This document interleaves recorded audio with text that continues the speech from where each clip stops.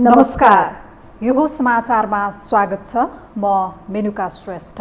म अपेक्षा तिमिल सेना। सुरु गरौँ अहिलेसम्मका प्रमुख समाचारबाट।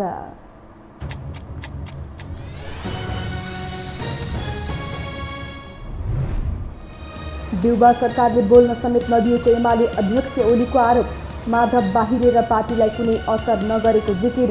10 बुँदे सहमतिबाट पछि नहट्न अष्टलक्ष्मीको आग्रह। देउबा पार्टी र सरकार सञ्चालनमा असफल भएको पौडेल पक्षको आरोप। निष्पक्ष महाधिवेशनको ग्यारेन्टी नभएको जिकिर।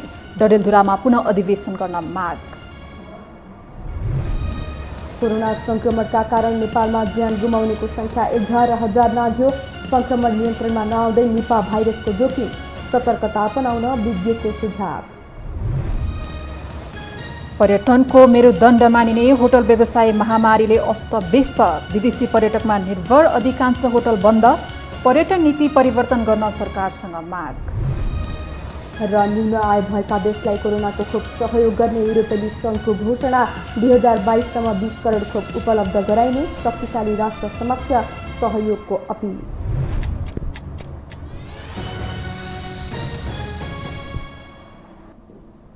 अब समाचार विस्तारमा। नेकपा एमालेका अध्यक्ष केपी शर्मा ओलीले माधव कुमार नेपाल सहितका नेताहरू बाहिरिए पनि पार्टी जहाँको त्यही रहेको दाबी गर्नुभएको छ।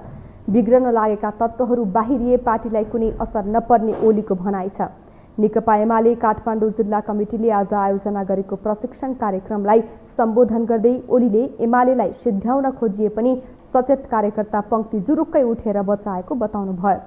सरकारको कार्यशैलीको चर्को आलोचना गर्दै ओलीले नयाँ सरकार बन्नासाथ शान्तिपूर्ण रूपमा बोल्न समेत नदिएको आरोप लगाउनुभयो। शान्तिपूर्ण विरोध प्रदर्शनहरूमा निर्घात आक्रमण गर्ने, राज्य सत्ताको दुरुपयोग गर्ने र दमन गर्ने काम यो सरकारले गरिरहेको छ। म त्यतापट्टि चेतावनी दिन चाहन्छु, जनतालाई उत्तेजित नबनाऊ, जनतालाई नजिस्क्याऊ, जनतालाई उत्तेजित नबनाऊ। शान्तिपूर्ण ढङ्गले शान्तिपूर्ण आन्दोलनका सीमाभित्र रहन चाहन्छ जनता, त्यो जनतालाई उत्तेजित नबनाऊ। प्रतिवादमा उत्रिनु पर्ने अवस्था, त्यो बाध्यकारी स्थितिमा जनतालाई नपुर्याऊ। म सरकारलाई चेतावनी दिन चाहन्छु। हामी पनि सरकारमा थियौँ। 3 वर्ष लाठी चल्न नपर्ने, 3 वर्ष शान्तिपूर्ण जुलुसमा कुनै दमन गर्न नपर्ने, गिरफ्तार गर्न नपर्ने, मुद्दा लगाउन नपर्ने। अहिले यो टुक्रा टाक्री जोडेको सरकार बन्ने बित्तिकै यसले दमन गर्न पर्ने, शान्तिपूर्ण ढङ्गले बोल्न नदिने, राष्ट्रियताको सवालमा बोल्न नपाउने, के हो सरकार सोध्न नपाइने, अलिक दमन गर्ने। लोकतन्त्रका बारेमा सोध्न पाइँदैन, राष्ट्रियताको बारेमा सोध्न पाइँदैन। सरकारले स्पष्ट पार्नु पर्दैन, राष्ट्रिय अडान लिनु पर्दैन। ओलीले नेकपा माओवादी केन्द्र राजनैतिक रूपमा एमालेमा मिलिसकेको दाबी पनि गर्नुभयो। कानुनी रूपमा माओवादी केन्द्र बाँकी रहे पनि राजनैतिक रूपमा माओवादी केन्द्र बाँकी नरहेको ओलीको टिप्पणी थियो।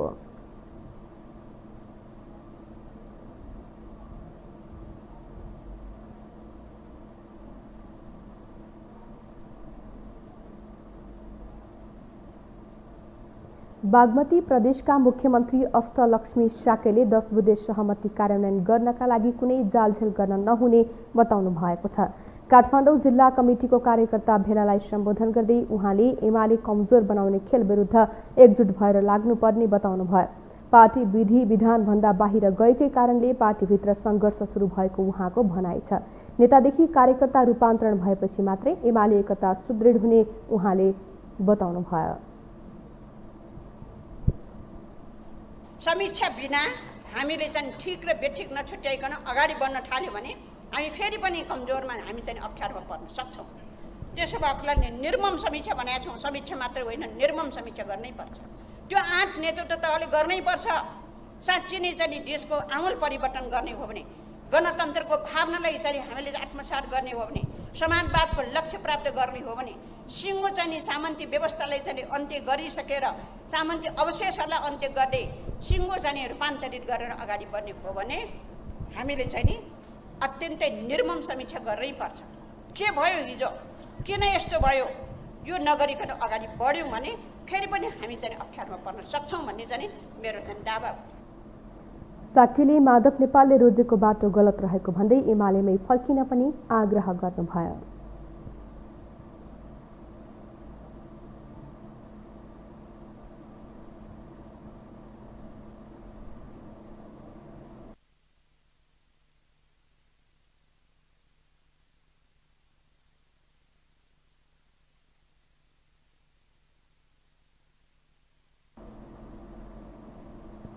नेकपा एमालेका स्थायी कमिटी सदस्य तथा पूर्व उपप्रधानमन्त्री टोपबहादुर रायमाझीले वर्तमान सत्ता गठबन्धनलाई लोभी पापीहरूको संज्ञा दिनुभएको छ। काठमाडौँमा आयोजित एक कार्यक्रममा उपप्रधानमन्त्री रायमाझीले बिना कुनै आधारमा सर्वसत्तावादी र चरम अराजकतावादी चिन्तनको आधारमा सरकार चलाउन खोजेको भन्दै वर्तमान सत्ता गठबन्धनलाई लोभी पापीहरूको संज्ञा दिनुभएको हो। उहाँले लोभी पापीहरूको झुन्ड र व्यक्तिको स्वार्थका कारण नै 2 महिनासम्म मन्त्री परिषदले पूर्णता नपाएको बताउनुभयो। त्यो चाहिँ जो गठबन्धन अहिले तपाईले देखिरहनु भएको छ, लोभी पापीहरू जसरी पनि सत्तामा पुग्ने एउटा चाहिँ कुनै बेस हुन्छ, सत्तामा पुग्न सरकारमा पुग्नको लागि कुनै आधार हुन्छ, जनताले दिएको जनादेश हुन्छ। जनादेशको खिलाफमा जुन किसिमको चाहिँ एउटा सर्वसत्तावादी चरम अराजकतावादी चिन्तनको आधारमा जो सरकार चलाउन खोजिएको छ, त्यो नेपाली जनताले छर्लङ्ग देखेका छन् कि 2 महिनाभन्दा बढी भइसक्यो। अहिले अझै चाहिँ सरकारको चाहिँ मन्त्री परिषदले पूर्णता पाएको छ। रायमाझीले पार्टीले उठाएका माग पूरा नभएसम्म संसद अवरुद्ध गरिरहने बताउनुभयो। सभामुख भइसकेपछि पार्टीबाट राजीनामा दिएर जानुपर्ने हुन्छ।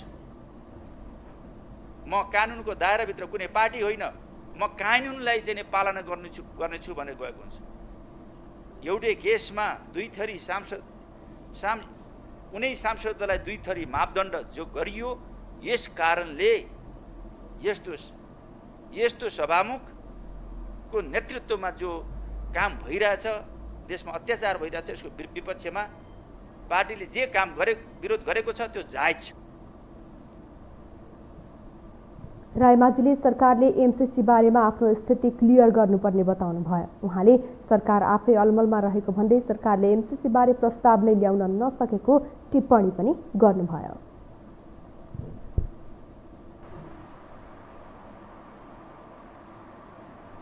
अब बाँकी समाचार। 2 महिना अघि केपी शर्मा ओलीलाई सत्ताबाट निकाल्दा देशमा आमूल परिवर्तन हुने आश सत्ता गठबन्धनले देखाएको थियो। तर दिन प्रतिदिन आफैले चालेका कदममा असफल र आलोचित बन्दै गएपछि प्रधानमन्त्री शेरबहादुर देउवा नेतृत्वको सरकारप्रति चरम असन्तुष्टि देखिन थालेको छ। एक रिपोर्ट। बजेट निर्माणको 70 वर्ष इतिहासमा मुलुकले पहिलो पटक सरकारी ढुकुटीमा रकम भएर पनि खर्च गर्न नपाउने अवस्थाको सामना गरेको छ। राजनैतिक प्रतिशोधका आधारमा अघिल्लो सरकारले ल्याएको बजेट कार्यान्वयनलाई निष्क्रिय पारेको सरकारले नयाँ बजेट पनि ल्याउन नसक्दा बुधबार रातिदेखि सरकारी पैसा झिक्न बन्द भएको हो। अब कहिलेदेखि सरकारी कोषबाट रकम निकाल्न मिल्छ त्यो असोज 4 गते बस्ने संसद वा सरकारको आगामी कदमले निर्धारण गर्नेछ। तर प्रधानमन्त्री शेरबहादुर देउवाले आश्चर्य लाग्दो मौनता साधेका मात्रै छैनन्, जसरी चलेको थियो त्यसरी चल्छ भन्ने जवाब दिँदै भागिरहेका छन्।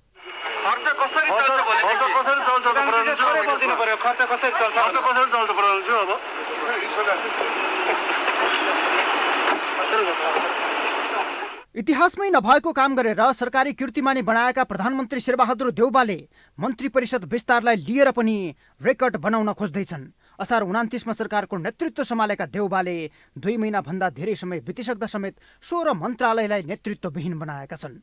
25 सदस्यीय मन्त्री परिषदमा प्रधानमन्त्री, 4 मन्त्री र 1 राज्य मन्त्रीका भरमा 5 दलीय गठबन्धन नेतृत्वको अग्रगामी भनिएको सरकारले देश चलाइरहेको छ।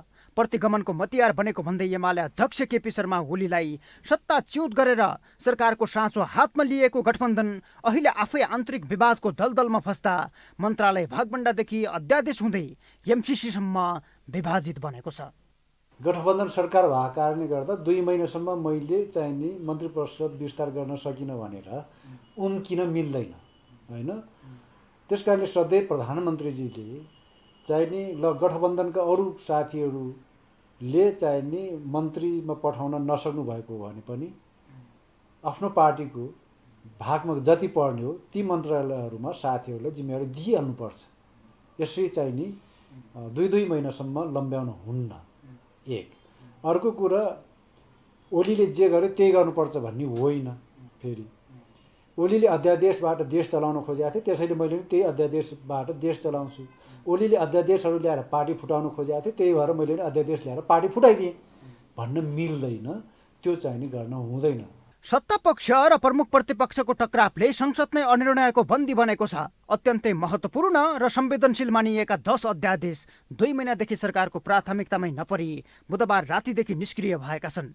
अध्यादेशहरू निष्क्रिय हुँदा कोरोनाको खोप खरिद मात्र होइन, तेजाब आक्रमण गर्नेलाई 20 वर्ष जेल सजाय र बलात्कार जस्ता हिंसा पीडित महिलाहरूका लागि बनाएका कानुनहरू पनि प्रभावित भएका छन्। चौतर्फी लथालिङ्ग र गतिरोध हुँदा समेत सत्ताको बागडोर सम्हालेकाहरू भने नदेखेको र नसुने झैँ गरिरहेका छन्। यो चाहिँ एमालेको विभाजनमा जे शेरबहादुर र प्रचण्डहरूले भूमिका खेले त्यहाँबाट उत्पन्न भएको प्रतिक्रिया हो। अर्काको दल फुटाएर, अर्काको घर भाँडेर, अर्काको श्रीमती चाहिँ आँखा झिम्क्याएर घरबार बन्न सक्छ? त्यही गरेको हो नि त यिनीहरूले त। त्यसपछि एउटाको घर भाँडिन आँट्यो भने जसो घर भाँडिन आँटेको त्यसले त स्वाभाविक रूपमा प्रतिक्रियाहरू दिन थाल्छ। यो भइराखेको यो छ। त्यस कारणले यो वास्तविकतालाई उहाँले रियलाइज गर्नु पर्यो। अब काङ्ग्रेसको कुरा गर्दा प्रतिपक्षमा बस्ने भूमिका जनादेश हो, सरकारमा गएर बसिराखेको छ। कुन शक्तिबाट भन्दा एमाले फुटाएर अर्काको घर भाँडेर छोरो जन्माउँदै हिँड्छु भन्न पाइन्छ? अहिले पनि शेरबहादुर देउवा र केपी ओली मिलेर संसदबाट एमसिसी पास हुन सक्छ, बुझ्नुभयो नि? त्यस कारण यो अवरुद्ध भएकोमा धेरै चिन्ता नलिनुहोस्। अझै महिना अवरुद्ध भए पनि नेपालीहरूको केही बिग्रिँदैन। जनजीविकाका मुद्दाहरू कानुन निर्माण गर्दै गर्दैन त? यो व्यवस्थै त्यस्तो होइन त। तपाईँ किन गर्नुहुन्छ, किन माग गर्नुहुन्छ? केपी शर्मा ओलीलाई सत्ताबाट हटाए लगत्तै सरकार र देश कसरी चलाउनुपर्छ अब देखाउँछौ भन्दै गठबन्धनका नेताहरूले हर्ष बढाइ गरेका थिए। तर 2 महिनाभन्दा लामो समय बौरिएको सरकारले खुट्टा टेक्न नसक्दा ओलीलाई सत्ताबाट हटाउनुको औचित्य पुष्टि भएको छैन। बरु दिन प्रतिदिन नाङ्गिँदै गएको सरकारले लात छोप्ने वस्त्र पनि नपाउने गोरेटो कुरिरहेको छ। यो टेलिभिजनका लागि क्यामेरामा सञ्जय घिमिरेका साथमा सन्तोष बिके थापा, काठमाडौँ। एमाले विभाजनपछि दौडधुपमा निकै व्यस्त बनेका अध्यक्ष केपी शर्मा ओली नेकपा एकीकृत समाजवादी र माओवादी केन्द्रलाई कमजोर पार्ने रणनीतिमा देखिन्छन्। तर आफ्नै पार्टीमा रोकिएका तेस्रो धारप्रति ओलीको उपेक्षा बढ्दै गएको छ। एक रिपोर्ट।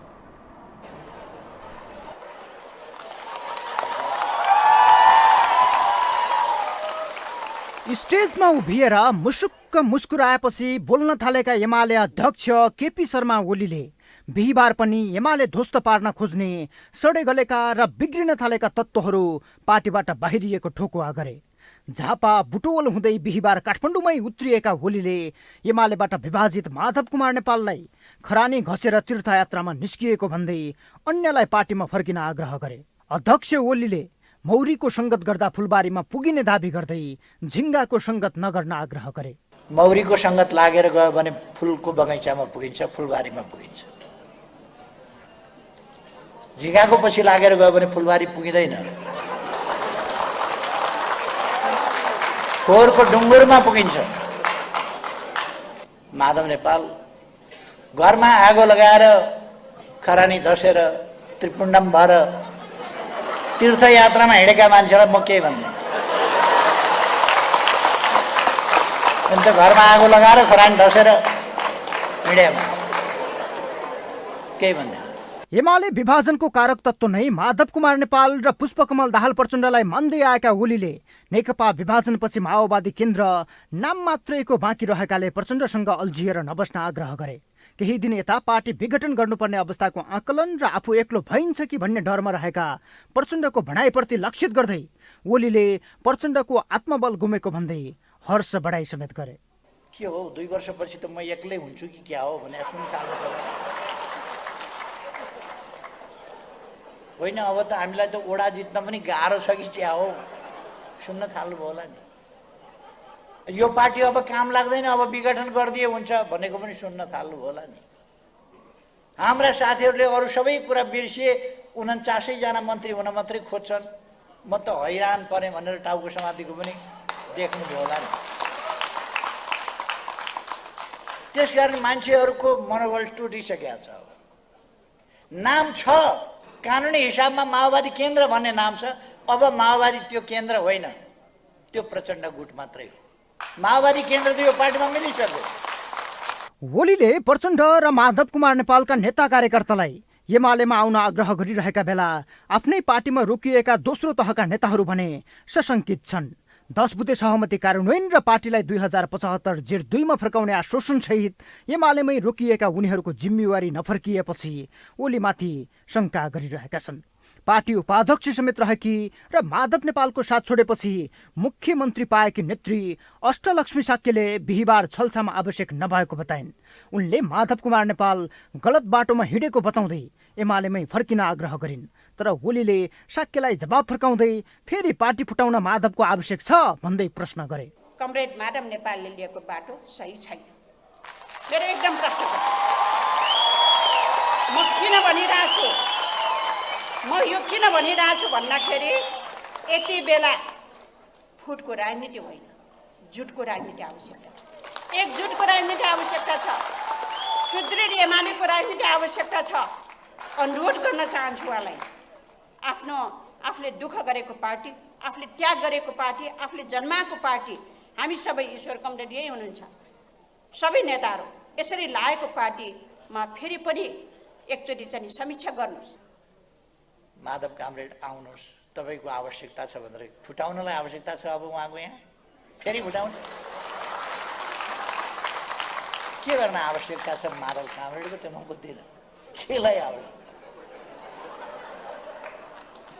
प्रचण्ड नेतृत्वको माओवादी केन्द्र र एमालेबाट विभाजित माधव कुमार नेपालको नयाँ पार्टी नेकपा एकीकृत समाजवादीलाई कमजोर पार्न ओली सक्रिय बनेका छन्।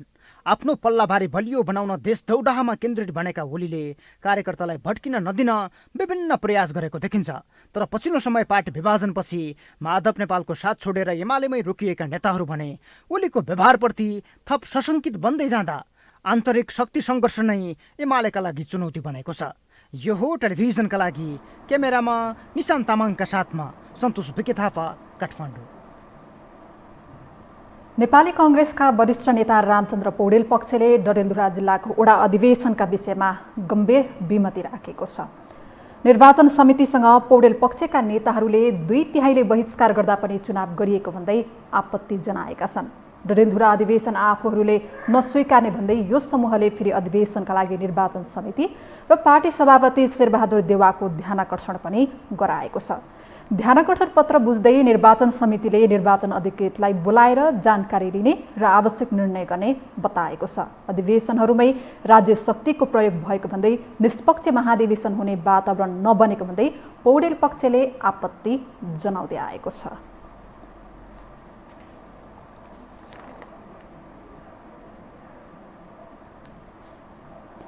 भनिन्छ इतिहास सधैँ जित्नेको हुन्छ, तर हरेक परिवर्तनमा पराजितहरूको भूमिका नै छैन भन्ने चाहिँ होइन र उनीहरू त्यसै चलाउँछन् भन्ने पनि होइन। यद्यपि नेपाली कांग्रेसमा 2012 को वीरगञ्ज महाधिवेशन र सभापतिमा पराजित उम्मेदवारको भने सधैँ चर्चा हुने गरेको छ। एक रिपोर्ट। स्थापना कालदेखि चौथो महाधिवेशनसम्म निर्विरोध रूपमा नेतृत्व चयन गर्दै आएको नेपाली कांग्रेसभित्र 5औं अधिवेशनमा आएर व्यवस्था परिवर्तन भयो। जति बेलादेखि पहिलो पटक सभापतिका लागि चुनाव भएको पाइन्छ। जुन महाधिवेशनले बीपीलाई सभापतिमा निर्वाचित गर्यो भने मातृका प्रसाद कोइराला, गणेशमान सिंह, गोपाल प्रसाद भट्टराई र केदारमान व्यथित प्रतिस्पर्धामा रहे। उहाँले जीवन एकचोटि पदको आकांक्षा देखाउनु भयो, त्यही सभापति। त्यो हारिसकेपछि फेरि उहाँले कहिल्यै पनि तपाईँको के भनेदेखि आफूलाई सभापतिको आकांक्षा देखाउनु भयो, त्याग मात्रै सङ्घर्षमा। त्यसको 3 वर्षपछि सम्पन्न 6औं महाधिवेशनमा सुवर्ण शमशेर राणा र गणेशमान सिंह बीच प्रतिस्पर्धा भयो। गणेशमानले त्यो महाधिवेशनमा हारिसकेपछि कहिल्यै पनि सभापतिको आकांक्षा देखाएनन्, त्याग र सङ्घर्ष मात्रै गरिरहे। कांग्रेसले समाजवादको नीति पारित गरेको त्यो ऐतिहासिक महाधिवेशनमा सभापतिका लागि जिल्लाबाट मतदान भएको थियो। जिल्लामा ढ्वाङ राखेर त्यही काउन्ट गरेर निष्पक्ष तरिकाले त्यही काउन्ट गरे 700, 800, 900 कति महाधिवेशन प्रतिनिधि थिए त्यतिखेर मेचीदेखि महाकालीसम्म है। त्यही गरेर त्यही भोट हालेर त्यहाँ गर्न सकिन्छ। 12 सालको कुरा रिजल्ट आउनलाई पनि यहाँ हप्तौँ लाग्थ्यो। ल उसले चाहिँ आकाशवाणीबाट आउँथ्यो, ल गणेशमान सिंहले यति भोट, सुवर्ण शमशेरले यति भोट। सुवर्ण शमशेर र गणेशमानजीको बिचमा मुस्किलले 60-40 को डिफ्रेन्सेस मात्रै भयो। सुवर्णजी जित्नुभयो, गणेशमानजी हार्नुभयो त्यसमा। तर जिल्लामा 12 सालमा आजभन्दा झन्डै तपाईँको 70 वर्ष 60-70 वर्ष अगाडि तपाईँले गर्न सक्नुहुन्थ्यो। अहिले त डिजिटलको जमाना छ बाबा। काङ्ग्रेसले समाजवादी नीति लिएको पनि वीरगञ्ज अधिवेशनबाट नै हो। त्यति मात्र होइन, सभापतिमा निर्वाचित भए लगत्तै सुवर्ण शमशेर राणाले आफ्नो 12,000 बिघा जग्गा गरिबलाई वितरण गरी वीरता उन्मूलनको घोषणा त्यहीबाट गरिदिए। अर्कोतिर सभापतिका उम्मेद्वार सिंहले त्यसपछि कहिल्यै सभापतिमा उम्मेद्वारी नै दिएनन्। त्यसपछि 7औं महाधिवेशन हुँदा आफ्नै नेतृत्वको क्रान्तिबाट राणा शासन फालेर काङ्ग्रेस 2/3 बहुमतका साथ सत्तामा थियो। बीपी विरुद्ध भूदेव राई चुनावी मैदानमा उत्रिए। त्यसको केही समयपछि राजाले प्रजातन्त्रमाथि कु गरी 30 वर्षसम्म पञ्चायती शासन चलाए, जहाँ दलहरूमाथि प्रतिबन्ध नै लगाइयो। एउटा पार्टी संरचना निर्माण गर्नको लागि सबै पक्ष, सबै क्षेत्र, सबै वर्ग र सबै समुदायको, सबै विचारको एउटा समष्टिगत प्रतिनिधित्व हुनुपर्ने रहेछ। त्यहाँ लोकतान्त्रिकरणले कसलाई कार्यकर्ताहरूले विश्वास गरेका हुन्छन् अथवा कसलाई बहुमत दिएका हुन्छन् त्यसैको आधारमा सभापति छान्ने यो लोकतन्त्रको विधि पनि यही नै हो। यसमा हेर्दाखेरि चाहिँ के देखिन्छ भने जित्नेले जितेर जानुभयो, तर जसले पराजय गर्नुभएको थियो उहाँको चाहिँ कता कता राजनीति नै पराजय समग्रमा हो कि भन्ने मानसिकता र व्यवहारिकता जुन नेतृत्व वर्गदेखि तलसम्म देखिन्छ, जुन तलदेखि माथिसम्म पनि यही कुरा देखिन्छ, यसलाई चाहिँ नेपाली काङ्ग्रेसले गम्भीर रूपमा। त्यसैले 8औं महाधिवेशनका लागि 30 वर्ष कुर्नु पर्यो। झापामा सम्पन्न 8औं महाधिवेशनबाट सभापतिमा कृष्ण प्रसाद भट्टराई निर्विरोध निर्वाचित भए। 9औं महाधिवेशनमा गिरिजाप्रसाद कोइराला, चिरञ्जीवी वाग्ले र रामहरि जोशी बीच प्रतिस्पर्धा भयो। 10औं महाधिवेशनमा कोइरालालाई शेरबहादुर देउबा र रामहरि जोशीले चुनौती दिए। 11औं महाधिवेशनमा तेस्रो कार्यकालका लागि सभापतिमा उम्मेद्वारी दिएका गिरिजाप्रसाद कोइरालालाई नरहरि आचार्यले चुनौती दिए। यसबीच नेपाली कांग्रेस र प्रजातान्त्रिक कांग्रेस बीच एकीकरण भयो। 12औं महाधिवेशनमा कार्यवाहक सभापति सुशील कोइराला, शेरबहादुर देउबा र भीम बहादुर तामाङ मैदानमा ओर्लिए। सभापतिमा लगातार 2 पटक पराजित देउबा 13औं महाधिवेशनबाट कांग्रेसको सभापति बने।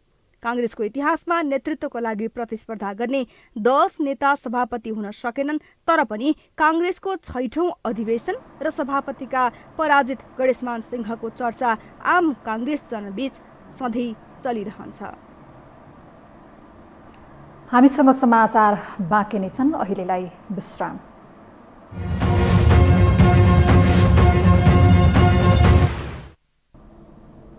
विश्रामपछि स्वागत छ। अब बाँकी समाचार। पछिल्लो 24 घण्टामा नेपालमा 1511 जनामा कोरोना संक्रमण पुष्टि भएको छ। स्वास्थ्य तथा जनसङ्ख्या मन्त्रालयका अनुसार पछिल्लो 24 घण्टामा पीसीआर विधिबाट 11,208 र एन्टिजेन विधिबाट 3,971 जनामा परीक्षण गर्दा 1,511 जनामा संक्रमण देखिएको हो। यस्तै थप 1,689 जना संक्रमण मुक्त भएका छन्। संक्रमणबाट थप 11 जनाको ज्यान गएको छ। नेपालमा कोरोनाबाट ज्यान गुमाउनेको कुल संख्या 11,002 पुगेको छ। कोरोना संक्रमण नियन्त्रणमा नआउँदै नेपालमा अर्को निपा भाइरसको जोखिम बढेको छ। विश्व स्वास्थ्य संगठनले निपा भाइरस जुनेटिक भाइरस भएकोले जोखिमपूर्ण रहेको बताएको छ। निपा भाइरसका सामान्यदेखि गम्भीर लक्षण देखिने भएकोले विशेष सतर्कता अपनाउनु पर्ने विज्ञहरूको सुझाव छ। एक रिपोर्ट। कोरोना भाइरस नियन्त्रणमा नआउँदै नेपालमा अर्को निपा भाइरसको त्रास बढेको छ। निपा भाइरस पशुबाट सर्ने भाइरस हो।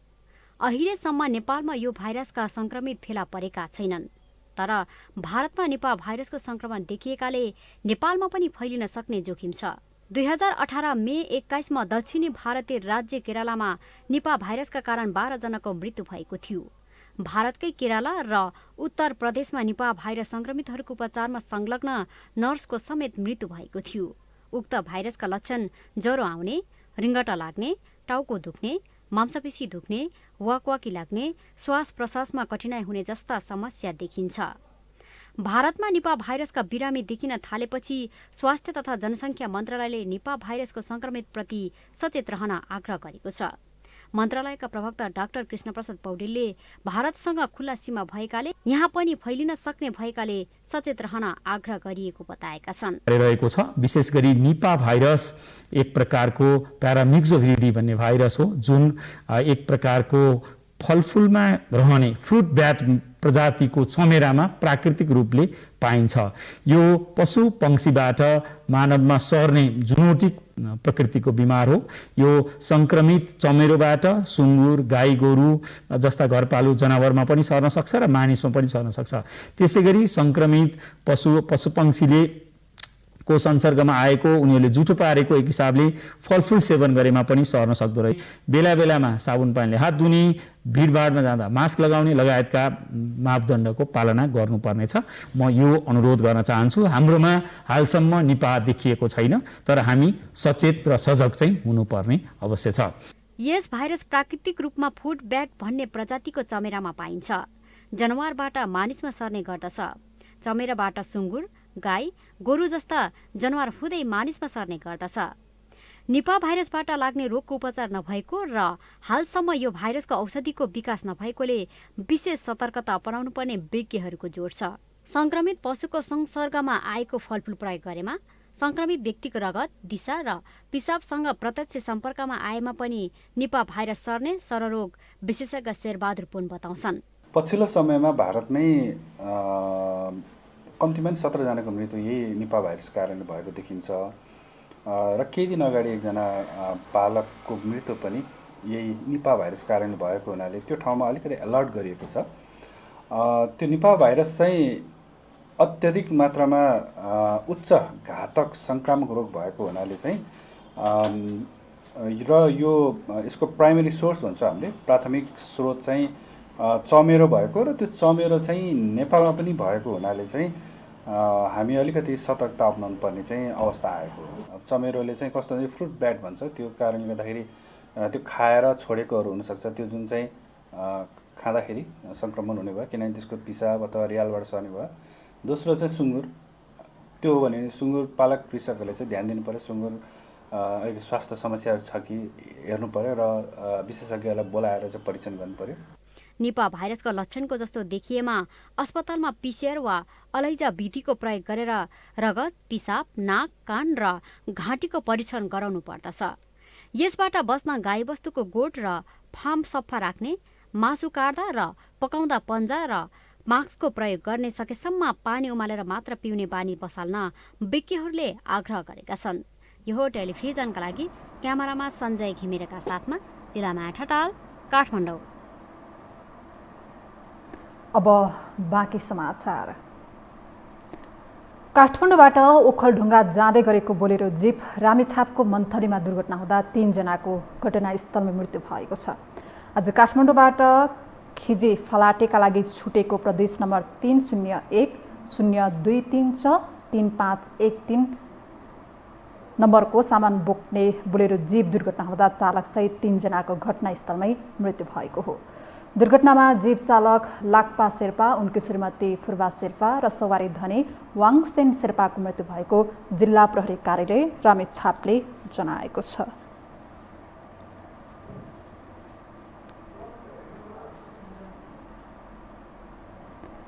प्राय विपन्न परिवारका विद्यार्थी अध्ययन गर्ने सर्लाही जिल्लाको एक सरकारी विद्यालयको अवस्था निकै दयनीय बनेको छ।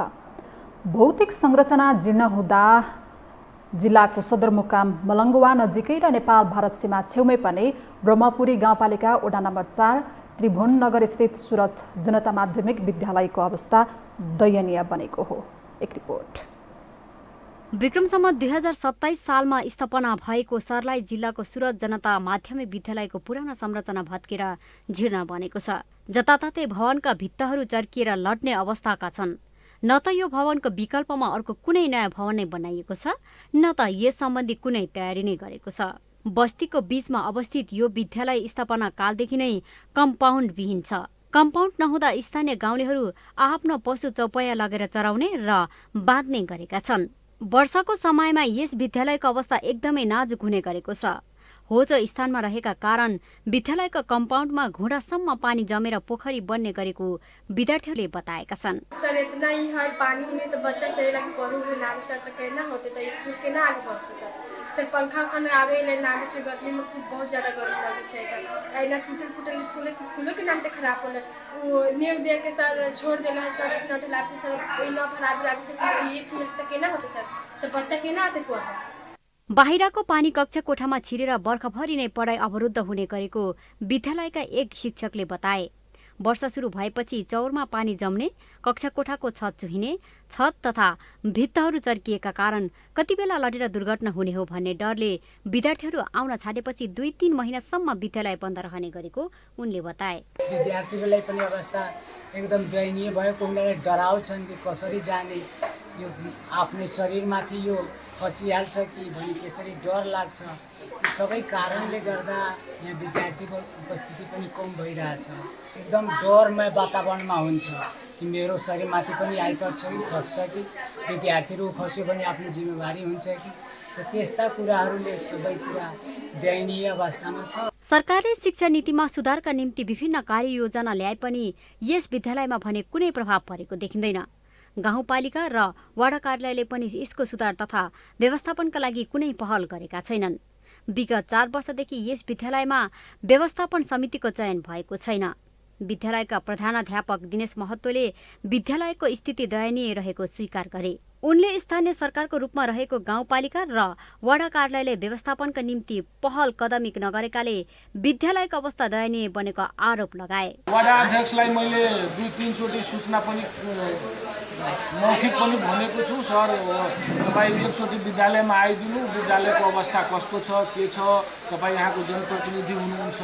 तर त्यो सूचनालाई पनि उहाँले वास्ता गर्नु भएन, आउनु पनि भएन। अनि 2-4 जना संस्थापक परिवारका अन्य राजनीतिक कर्मीहरू आउनुभयो। तर जनप्रतिनिधि मध्ये 1 जना चाहिँ आउनुभयो, अरू बाँकी चाहिँ कोही आउनु भएन। यस विद्यालयमा 13 जना शिक्षक शिक्षिका र 1 जना कार्यालय सहयोगी कार्यरत रहेका छन्। विषयगत शिक्षकको समेत कमी रहेकाले एउटै विषय 3-4 जना शिक्षकहरूले पढाउँदै आएका छन्।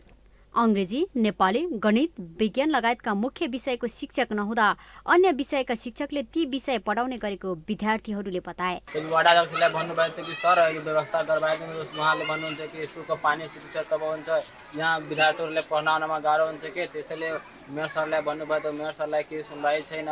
अनि यहाँ स्कुलमा केही बजेट आउँछ त घुस खाएर सबै पास उतैबाट चाहिँ पास गरिदिन्छन्। यहाँ कति सालदेखि भन्दै थियो सर कम्पाउन्ड घेरबाइदिनु, यो गर्दा यहाँ कम्प्युटर पनि आएको थियो, सबै चोर बाहिर लगिसक्यो भन्दै थियो कि कम्पाउन्ड घेरबाइदिनु, केही सुनवाई छैन। स्थानीय अभिभावक राम ईश्वर शाहले सूरज माध्यमिक विद्यालय धेरै पुरानो विद्यालय रहेकोले त्रिभुवन नगर र आसपासका केही गाउँका विद्यार्थीहरू मावि तहसम्मको पढाइको लागि यसै विद्यालयमा जाने गरेको बताए। पहिले देश जनप्रतिनिधि विहीन बन्दा यो विद्यालयको अवस्था लथालिङ्ग अवस्थामा रहेको थियो।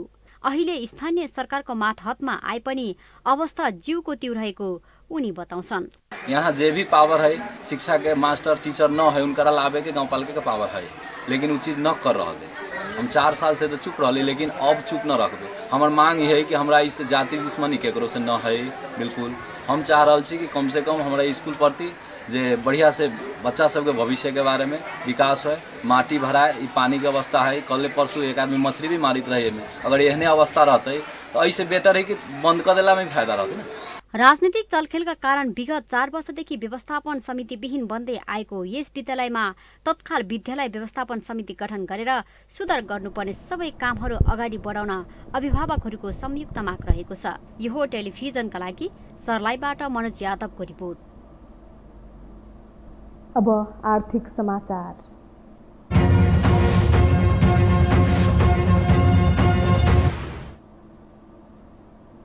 पर्यटनको मेरुदण्ड मानिने होटल व्यवसाय महामारीले अस्तव्यस्त छ। विदेशी पर्यटकमा निर्भर अधिकांश होटलहरू बन्द प्राय छन्। करोडौंको कारोबार हुने होटल व्यवसायबाट आम्दानी नहुने देखेपछि व्यवसायी चिन्तित देखिएका छन्। एक रिपोर्ट। कोरोना महामारीका कारण विदेशी पर्यटक नेपाल नआउँदा होटल व्यवसाय अझै पूर्ण रूपमा सञ्चालन हुन सकेका छैनन्।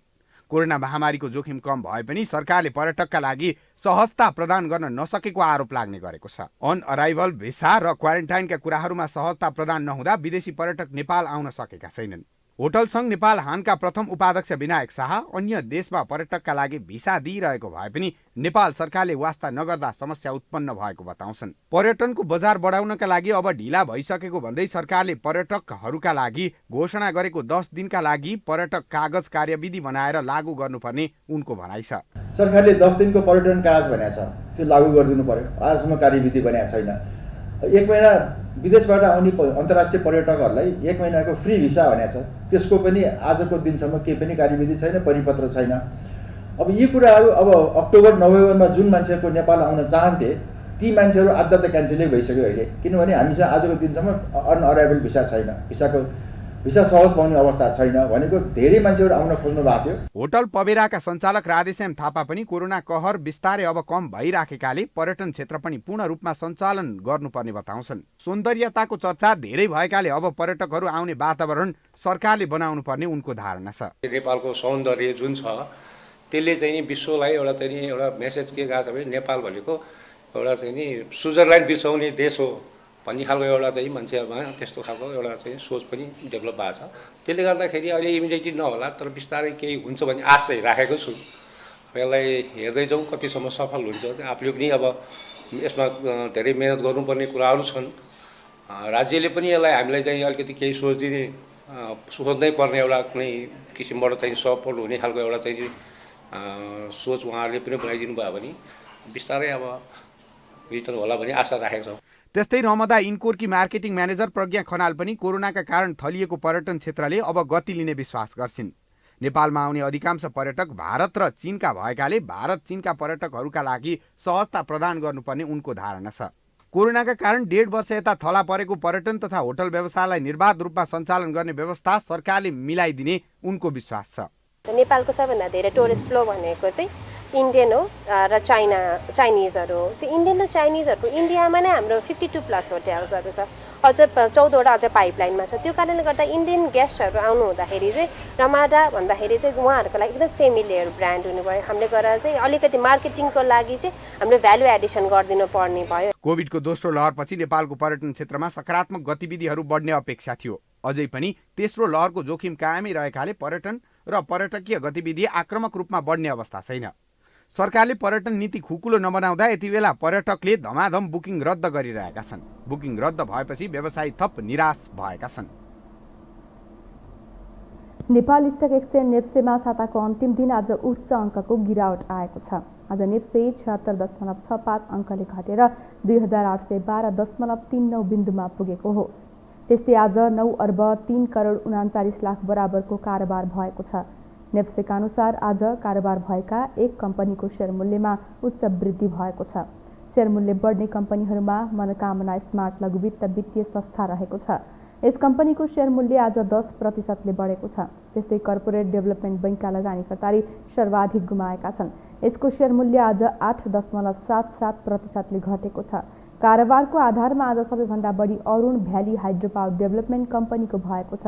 यस कम्पनीको आज 38 करोड भन्दा बढीको कारोबार भएको छ। हामीसँग अन्तर्राष्ट्रिय र खेल समाचार बाँकी नै छन्। अहिलेलाई विश्राम।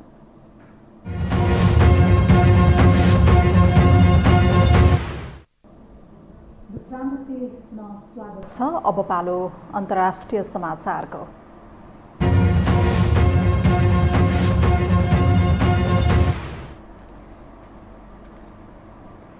युरोपेली संघले न्यून आय भएका देशहरूलाई कोरोना विरुद्धको 20 करोड खोप सहयोग गर्ने भएको छ। थप 20 करोड खोप गरिब देशहरूलाई प्रदान गर्ने युरोपेली संघले प्रतिबद्धता जनाएको हो। उपलब्ध गराउने भनिएको खोप अर्को वर्ष सन् 2022 को मध्यसम्ममा उपलब्ध हुन सक्ने जनाइएको छ।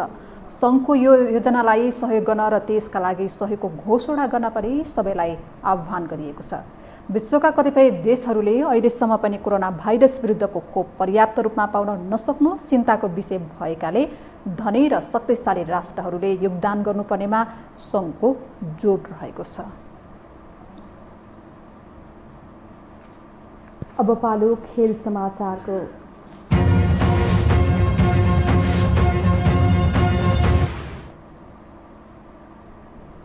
विश्व फुटबलको सर्वोच्च निकाय फिफाको वरियतामा नेपाल 168औं स्थानमा यथावत रहेको छ।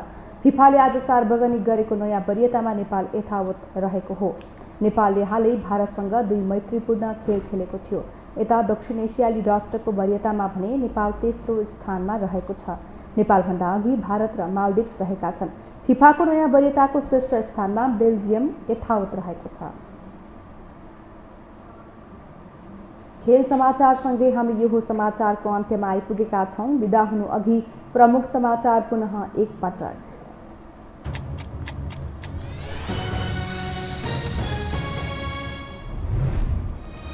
देउबा सरकारले बोल्न समेत नदिएको एमाले अध्यक्ष ओलीको आरोप। माधव बाहिरेर पार्टीलाई कुनै असर नगरेको जिकिर। 10 बुधे सहमतिबाट पछि नहट्न अष्टलक्ष्मीको आग्रह। देउवा पार्टी र सरकार सञ्चालनमा असफल भएको पौडेल पक्षको आरोप। निष्पक्ष महाधिवेशनको ग्यारेन्टी नभएको जिकिर। डडेलधुरामा पुनः अधिवेशन गर्न माग। कोरोना संक्रमणका कारण नेपालमा ज्यान गुमाउनेको संख्या 11,000 नाघ्यो। संक्रमण नियन्त्रणमा नआउँदै निपा भाइरसको जोखिम। सतर्कता अपनाउन विज्ञको सुझाव। पर्यटनको मेरुदण्ड मानिने होटल व्यवसाय महामारीले अस्तव्यस्त। विदेशी पर्यटकमा निर्भर अधिकांश होटल बन्द। पर्यटन नीति परिवर्तन गर्न सरकारसँग माग। र न्यून आय भएका देशलाई कोरोनाको खोप सहयोग गर्ने युरोपेली सङ्घको घोषणा। 2022सम्म 20 करोड खोप उपलब्ध गराइने शक्तिशाली राष्ट्र समक्ष सहयोगको अपिल।